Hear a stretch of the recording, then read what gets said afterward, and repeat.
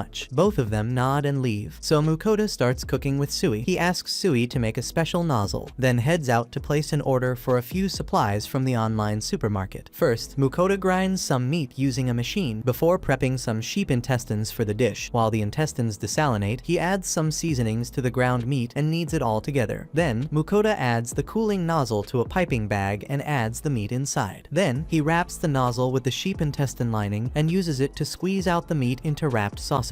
After completely stuffing the intestines, he shapes the sausages into a nice shape, ready to cook. Afterward, Mukoda starts grilling all the sausages, satisfied with how well they're cooking. Once a sausage is done, he takes a bite and thinks it's made perfectly. Watching him eat, Sui gets excited to try it, so Mukoda gives him the rest of the sausage. Soon, Dora and Fel return from their hunt, upset that Mukoda started eating without them. He mentions that he was only tasting the food to understand how it was prepared, then proceeds to ask them how their hunt turned out. Fel tells him that he had a good hunt, but there were some monsters he couldn't fit into the bag. As Mukoda takes a look, he finds a giant tiger and a rhino monster butchered nearby. He reminds Fel he wasn't supposed to hunt too much, but the greedy dog tells him he just grabbed these monsters since they got in his way. Mukoda sighs helplessly before offering the cooked sausages to the hungry duo. As Fel and Dora both try a sausage, Sui keeps devouring them like a proper machine. Since everyone is enjoying the sausages, Mukoda decides to try one for himself. Since the sausage tastes so good, he orders a drink from the supermarket to go with it. After lunch, Mukoda and the gang prepare to leave Dolan. Both Yuger and Elrand escort them outside the city, so Mukoda feels embarrassed for burdening them. Elrand feels sad that they're leaving so early since he wanted to spend more time with Dora, but the poor dragon is creeped out by him anyway. Although Mukoda nervously laughs off Elrand's crying, the elf suddenly grips his shoulders. With an intense stare, Elrand reminds him to bring back any dragons he hunts to him for proper processing, and Mukoda assures him he'll rely solely on his services. Since Elrand also knows Mukoda intends to visit the Great Ocean, he even tells him to bring back a literal leviathan. Mukoda wonders if even Fel is strong enough to defeat a leviathan, so Fel tells him he has only defeated one in his entire life, surprised that he can actually do it. Mukoda sighs, but tells Elrand they'll only hunt the leviathan if they encounter one by chance. However, Elrand ignores his warning and starts fantasizing about butchering an entire leviathan. Watching him drool over his fantasies, Yuger tells Mukoda to ignore the deranged man and leave before he says something even more unhinged. Afterward, Mukoda leaves with the gang, stopping during their travels to have dinner and sleep. As the days go by, they soon reach a new city called Nahoth, where the guards all get hostile after seeing Mukoda and his gang of murder pigs. Luckily, Mukoda has a shiny new rank guild card from Elrand, which gets him the guards' trust. Once the guards allow him to enter, Mukoda visits the city's guild master, Gorin. Surprised to see Mukoda's legendary familiars in person, Gorin welcomes them and puts out some tea. Once they sit down to enjoy it, Gorin asks Mukoda if he'd be interested in taking a few of their tougher, high-ranked quests. Mukoda agrees, so Gorin tells him he's got two requests. First, he reveals that some carnivorous evil plants are wreaking havoc around their town's forest, so Mukoda will need to eliminate them. Then, he also asks Mukoda to take down some Cyclops monsters, since they've been plaguing the city's digging sites. Understanding the requirements, Mukoda asks his familiars if they can handle these monsters. Fel and Dora feel so bored with these weak monsters that they don't even consider them a problem. Seeing how confident everyone is, Mukoda offers to hunt the monsters the very next day. However, since he currently doesn't have anywhere to stay, he tells Gorin he's searching for a proper rental house to use during his time in the town. Gorin suggests visiting the Merchants Guild for better information. A little while later, Mukoda takes a map and walks over to the town's Merchant Guild, where he hands them a letter of recommendation from Gorin himself. Before long, the Merchant Guild's vice master, Domenico, comes out to welcome him. After giving his introduction, Domenico asks Mukoda whether he requires a larger house to fit his familiars. Mukoda nods and mentions that he'll only need it for about a week. When he offers to pay a generous amount for the rental, Domenico presents him with a list of 3 available places he can check out. As Mukoda looks over the 7-room, 10-room, and even a 13-room house, he wonders which one he should rent. Domenico suggests taking the 7-room house since it's large enough to support his pets while also being near the town's center. He also explains that the 7-room house is a luxury place equipped with a special kitchen, magical cooling room, and a tub, so Mukoda immediately decides to get it. Later that evening, after getting the keys to his new place, Mukoda enters the lavish mansion. While his pets appreciate getting a real house to sleep in instead of a stable, Mukoda feels a bit awkward since he has never lived like a celebrity before. Not long after, once they've settled into the living room, Mukoda walks over to the kitchen to check it out. Wondering what to make, he decides to get some potatoes and onions to cook in peace. Mukoda then gets some carrots and other spices before beginning to prep his meal. After taking out a slab of meat, he decides to make some homemade curry. First, he chops some onions and softens them in a pot. Then, he adds the meat, potatoes, and carrots. Once the ingredients are added, Mukoda pours some water for the curry and takes out any waste floating up. Then, he adds some nice curry stock into the pot, stirring it around to dissolve all the flavor. While Mukoda cooks the curry, the monsters all scooch over, curious about the new smell, since none of them has eaten curry before. Mukoda introduces them to the special dish. After plating out the cooked curry with some rice, he offers dinner to everyone. Even though they're all a little hesitant about tasting the new flavor at first, the moment the meat processors take a bite, they start digging in like crazy. While the curry feels a bit spicy, they continue shoveling it down their throats since it just tastes too good. Since Mukoda was worried they'd get put off by the spices, he feels glad that his monsters are enjoying the curry without a problem. Soon, they all finish their current plate and ask for seconds, so Mukoda plates out another portion for them. Once the monsters are devouring their second serving, Mukoda sits down to have his own dinner. Tasting the sweet and sour curry, he thinks he made a good decision to keep the spices at a medium level. After a while, everyone finishes their dinner, satisfied with the food. Once they're all done, they check out the mansion's big bath, excited to have the giant bathroom. Mukoda decides to take a bath every day. Meanwhile, Fel snoops around the corners, hoping not to get noticed, but Mukoda tells him to take a bath anyway. Although Fel tries to protest, Mukoda reminds him that he hasn't cleaned up in a while and the curry will start stinking on his fur, so he agrees to get clean. Since Fel hates stepping into the bath, he just sits on the floor while Mukoda scrubs him clean. The mighty dog enjoys getting car washed by his favorite slave, getting the soap lathered all over his fur. Once the soap is on, Mukoda asks Sui to bring him some hot water. After getting his body washed, Fel tries to creep out of the bathroom, but Mukoda reminds him to get his greasy face clean. Soon, Mukoda washes off the curry remains from Fel's stinky face, so Fel thanks him by shaking off all the water into his face. After drying himself up, Fel starts walking away in his handsome glory, ready to take a giant nap befitting a Fenrir-shaped pig like himself. Traumatized from Fel's bathwater blast, Mukoda and the other two finally get into the bathtub to clean up. After taking a nice, long soak, they all go to the bedroom to rest. Sui invites Mukoda to sleep beside him, prompting Mukoda to climb onto the king-sized bed and settle in for the night. The next day, the party heads out to the forest to hunt the evil plants. Mukoda asks Fel if he can sense the plants, so he tells him that they're all scattered throughout the area. Since the plants are scattered, Mukoda decides to split their party into two groups to get the job done quicker. Mukoda tells Dora and Fel to handle the plants deeper in the forest, but Fel wonders if he'll be fine on his own. Mukoda reminds him that he's going to be with Sui, which leaves him feeling disappointed that he won't get to hunt with Fel and Dora. Mukoda tells Sui that he can hunt all the plants he wants, but he just wants to travel with him for protection. Once Sui agrees to go with him, Mukoda gives Fel a bottomless bag to store any magic stones dropped by the evil plants. After Fel and Dora leave, Mukoda takes out a spray bottle, wondering if it'll help him defeat the plants. Thinking about his secret plan, he starts grinning like a creep, but Sui stops him at a strange area. Mukoda notices some broken trees scattered around the area when, all of a sudden, some bushes start rustling, and an evil plant pops out of the bushes. So Mukoda tells Sui to get ready for the fight. Sui quickly jumps and absolutely melts the poor plant, so the rest of its family comes out to avenge it. However, Mukoda decides to brutally finish them all using some powerful store-bought herbicide, which decomposes the plants alive. Watching the entire family erased from existence, Mukoda celebrates his new weapon. Soon, even more evil plants come out to attack them, but Mukoda and Sui pluck them all out like weeds. Once they defeat the giant horde, Sui warns Mukoda that a giant plant is approaching them. Just then, a huge, three-headed evil plant boss appears from the forest. It quickly sends its roots to attack Mukoda, so he repels it with the herb spray. However, the spray is unable to deal enough damage, so the plant completes its attack. Although Mukoda narrowly dodges the attack, he gets knocked to the ground by the movement. Then, the monster's three faces lunge to attack him, but he manages to wither their faces with more spray. Seeing that the spray is still effective, Mukoda focuses his attacks on the roots and finishes off the giant plant. Afterward, he counts all his spoils of war shore with Sui. While Sui wonders if Mukoda is okay, Fel and Dora soon return from their hunt. They tell Mukoda that although there were a lot of evil plants, they were able to defeat them all easily. Hearing this, Sui feels disappointed since he wanted to spray a lot more of his pew-pew lasers. Since they're all itching for more fights, Fel suggests hunting the Cyclops as well to complete both quests. Although Mukoda feels shocked, he is left completely helpless since everyone else is so eager. Sometime later, the group reaches the digging site where Fel and the gang obliterate all of the giant Cyclops. A littler while, Mukoda heads back home, where everyone takes another bath. As they step out, Fel notices that Sui has evolved again. Surprised, Mukoda opens up Sui's status, realizing that he's now classified as a huge slime, with a new skill called Giganticize. Mukoda asks Sui if he feels any different, so the slime tells him he can now grow to a giant size. Pleased, Mukoda tells Sui they'll test out his new form before heading to the Adventurers Guild the next day. Then, he checks Fel's stats. Noticing that he hasn't leveled up much, Fel reminds him that they need to explore the ocean dungeon since he can only level up against stronger monsters, which leaves Mukoda a bit scared. Then, he checks Dora's stats, finding out that he gained some levels as well. Fel then tells Mukoda to take a look at his own stats, and when he does, he's shocked to see that he gained quite a few levels this time. Mukoda wonders if he leveled up because of the evil plants, but then realizes that he has a new double exp skill. Shocked, Mukoda wonders where he got the skill from, and recalls that the entitled Sky Brats wanted him to level up so they could have more treats. Enraged, he swears to chew them out for toying with his skills the next time they call him. The following day, Mukoda and the group head out to a wide, open field to test Sui's newly awakened Giganticize ability. Once they arrive, Mukoda calls out to Sui, who hops out of his bag in his usual cheerful way. After Sui emerges, Mukoda asks him to give his new power a try. Before doing anything, Sui warns everyone to back up and keep their distance. Dora scoffs, thinking Sui is overestimating how large he's actually going to get, but Mukoda insists it's better to stay careful, especially since none of them know what kind of effect this ability might have. Once everyone steps back, Sui starts inflating in front of them like a balloon. As they watch, the group feels stunned as Sui becomes bigger than Godzilla himself. Even Fel is shocked since he has never seen a slime so big, so Mukoda thinks Sui must be something truly special. Fel also finds Sui's massive growth strange, especially considering he's only 3 months old. That makes Mukoda question whether all the otherworldly junk Sui has been eating from his online shop might have caused some kind of evolution in his body. Meanwhile, Sui happily bounces around, thrilled with how strong he's become. Everyone panics and tells Sui to calm down, so he finally shrinks back to his normal size. Sui then tells them that he can shift to any size as long as it's between the gigantic and normal range. Dora praises the slime for its talent, and Sui jumps on top of Mukoda's bag, saying that it loves fitting inside it. After Sui's test, Mukoda decides to make some lunch for everyone. He takes out his kitchen table before cutting some fresh okra. Then, he takes out some pre-cooked rice and meat boxes and plates a simple dish with the okra and some eggs. Despite the dish's simplicity, everyone digs in. Fel complains about the lack of exquisite flavors, but Dora thinks the dish tastes good enough on its own. Meanwhile, Sui enjoys the taste of fried eggs on top. Once Fel finishes his serving, he asks Mukoda for more meat for the next one. Then, Dora and Sui return for more, so Mukoda reminds them to leave some for him as well. A little while later, they bring back the quest monsters to the Adventurers Guild. There, the butcher, Horus, inspects the Cyclops meat and feels surprised that they killed the monster without damaging its corpse. Goran asks him how long it'll take to process the whole monster, so he tells him it'll take 1 day. Goran then tells Mukoda he'll get the quest rewards ready, and Horus suggests exploring the city while he waits. Mukoda agrees, mentioning that he also wants to pick up some proper utensils to finally replace his cheap plastic ones. He asks the 2 locals for any good shops nearby, so Goran gives him a map of his personal favorites. With a map in hand, Mukoda first visits the Ida Trading Company. The shop's owner is a shrewd businessman who greedily eyes Mukoda's pockets after learning he's a rank adventurer. Afterward, Mukoda heads to the Severy workshop, where he finds useful enhanced utensils created with magic. Once he's done shopping there, he heads over to the Dovan workshop, which sells high-quality, elegant utensils for guests. Later that night, Mukoda returns home with a giant pile of new kitchenware. Although the utensils cost him over 150 gold coins, he thinks the price is worth it for the utensils' quality. Behind, Fel gets upset, so Mukoda asks him if something is wrong. Fel tells him that he wants to enter a dungeon, though Mukoda can't help but question where that sudden desire even came from. Fel explains that it's been a while since he fought any strong enemy, so he thinks he'll get rusty by relaxing too much. Shocked, Mukoda wonders why he changed his mind about going to the sea. He asks Fel if he doesn't want to eat any more sea serpents or leviathans, so Fel tells him that he'd rather pick the dungeon over the sea. Even so, Mukoda tries to steer Fel toward going to the sea instead, but the crafty Fenrir immediately seeks backup from the others. Dora and Sui both take Fel's side, leaving Mukoda with no real choice but to give in. Still, he warns Fel that they'll need to take on a few quests first, since it's going to take him several days to prepare all the food they'll need inside the dungeon. Fel agrees to wait, but only if Mukoda cooks him some meat for dinner. The next day, Mukoda visits Horus, who tells him that the meat is ready. He also explains that the guild doesn't have money to pay Mukoda for the monster parts at the moment since they're occupied with another problem. Mukoda doesn't mind, but asks him what the guild is struggling with. Horus explains that an orc settlement has suddenly appeared near the city's forest, but most of their adventurers' parties are exploring, so there's no one left to kill the orcs. Gorin asks Mukoda if he can take on another request from them and slay the orcs. Mukoda asks Fel and the others if they want to actually do it, since the monsters don't mind getting some extra meat. Mukoda accepts Gorin's request. Gorin then takes Mukoda to meet a C-rank party that accepted their quest as well. As they enter the room, he introduces Mukoda to Shadow Warrior, whose leader, Alonso, gets up to greet him. Alonso mentions that even though he has heard of all the rumors about Mukoda, he still feels amazed to see his Fenrir in person. Mukoda smiles, but tells him that Dora and Sui are equally important to him during all their adventures. As Alonso learns about his familiar's abilities, he feels confident that they can clear the orc horde with his help. Once everyone is ready to leave, Mukoda asks Gorin where the orcs are. Gorin explains that the orc spot is actually a day's walk away, which surprises him, since Mukoda is planning to leave town soon. He asks Gorin if he can use his familiars to transport everyone quickly. Soon, Mukoda shows the Shadow Warrior his living bouncy castle, Sui, whose giant size is enough to carry all of them. Once the parties get on top of all the beasts, Mukoda says goodbye to Gorin, and they all rush towards the orc settlement at Mach speed. In just a few hours, they reach the marked spot, but only after giving the poor party members a severe case of motion sickness. Mukoda points to the orc settlement and asks how many there are, so Fel sniffs the air. He tells him that there are around 200 orcs present at the scene, so he can handle them with Dora and Sui. Mukoda turns around towards Shadow Warrior and tells them to just look out for any stray orcs that escape while his murder machines annihilate their families. Although the party feels skeptical, they let Mukoda's familiars go ahead on their own. Then, Mukoda takes out his mithril sword to prepare while the monsters charge towards the orcs. Fel begins the attack by creating earth spikes that pierce through some orcs, while Dora blasts some others with a fireball. Sui then starts gunning them all down with his mini slime machine guns, leaving the Shadow Warrior amazed by everyone's speed. Watching their stunned reactions, Mukoda internally thinks he feels the same way as they. Soon, one of the blasts knocks an orc their way, so Mukoda gets ready to fight it. Even though he has fought stronger monsters in the dungeon, Mukoda feels scared of the brutish orc running towards him. Still, he chops off the monster's arm before piercing through his body with his sword. As the orc falls, Mukoda celebrates his kill, but suddenly, another orc hits him from behind. The orc quickly walks towards him for another hit, but Mukoda distracts it with his stone bullet spell and jumps behind it and finishing it off. After defeating the orcs, Mukoda looks at Shadow Warrior, who has also cleaned up the remaining stragglers. Since all the orcs are down, Mukoda puts them into his storage bag. Then, they all walk to regroup with Fel and the others, shocked by the carnage they just unleashed. To change the topic, Mukoda suggests having lunch before they head back to the guild. A little while later, he finishes preparing a giant pile of juicy burgers. Although the members of Shadow Warrior have never eaten burgers before, they instantly fall in love with the food after a single bite. All of them hungrily devour the food, thinking that their time spent in the quest was all worth it. Even Fel walks over, feeling smug that someone else is appreciating his 5-star food. After lunch, everyone heads back to the Adventurers Guild, surprising Gorin with their quick speed. Alonso explains that their success was mostly due to Mukoda, feeling guilty that he's giving them so much of the reward money. Mukoda doesn't mind sharing the money with them, so Alonso accepts. He tells Mukoda that their party will soon visit another dungeon, so they shake hands to part ways. Later that night, Mukoda decides to cook up a feast in the big kitchen since it's his last day staying in the city. After placing the order for all the ingredients, Sui becomes curious about the large amount of salt Mukoda is using. Mukoda explains that he's planning to make a salt-baked dinner, which makes Sui wonder how that even works. Delighted by his interest, Mukoda tells Sui he can help him prepare the bake. Once Sui joins him, Mukoda rubs a slab of meat with some garlic. Then, he sprinkles on some black pepper before separating some egg yolks and whites into 2 bowls. After getting the egg whites, he pours the salt into the bowl before putting in some fresh rosemary. Once everything is inside, Mukoda mixes everything into one mixture. Then, he puts away the egg whites before covering the meat slab with a bunch of boiled lettuce. While covering the meat, Mukoda explains to Sui Sui that the lettuce will help balance out all the salt he's using. He then spreads out the egg white and salt mixture onto a cooking tray and puts the meat on top. After adding the meat, Mukoda covers it on all sides with the salt and egg mixture to prepare it for baking. Watching the white mixture, Sui feels excited, so Mukoda tells him that the salt will trap all of the meat's flavor while it cooks. Then, he finally puts the meat inside his preheated oven to start baking. After a long while, Mukoda takes out the roasted meat slab, which has turned brown from the cooking. While waiting for the meat to cool down, Mukoda decides to make a delicious sauce with the egg yolks. As Sui celebrates his favorite eggs, Mukoda adds a bunch of mustard to the eggs. Then, he asks Sui to blend it together, so the happy slime whirs it all in an instant. With the sauce ready, Mukoda tells Sui to call Dora and Fel for their special dinner. Soon, the two meat enthusiasts walk over and get confused by the strange white meat chunks in front of them. Suddenly, Mukoda starts whacking the meat with a stick, which cracks the outer salt and lettuce layer to reveal the perfectly roasted meat inside. Seeing the tender and juicy meat, everyone starts drooling for their upcoming feast. Mukoda starts slicing the roast meat into strips, explaining how he cooked their dinner to the latecomers. After plating together all the strips, Mukoda pours the egg sauce all over them. Once the food is ready, everyone sits down to eat. Fel takes a bite first and enjoys the perfect salty taste. Dora thinks that the meat is also perfectly soft, while Sui enjoys his beloved egg sauce. After watching everyone's reactions, Mukoda also takes a bite, instantly approving the meat's superb taste. He feels glad that he wrapped the meat in lettuce since the salty taste feels perfectly balanced out. In a short while, everyone finishes their food, so Mukoda orders some deluxe desserts to finish their feast. He gets a whole strawberry shortcake for Fel, while ordering delicious sundaes for Dora and a chocolate cake for Sui. As everyone cheers, Mukoda tells them all to dig in as a reward for their hard work. The next day, Mukoda finally receives his quest rewards for all the evil plants and cyclops he hunted. As Mukoda puts the money away, Goran asks him if he's headed to the sea. Mukoda nods, so Goran tells him to visit their small town anytime he wants. He smiles and accepts their offer before leaving town, headed towards the sea with his rowdy bunch of eaters. That was episode 10. Subscribe to not miss the next part and watch the next video on screen.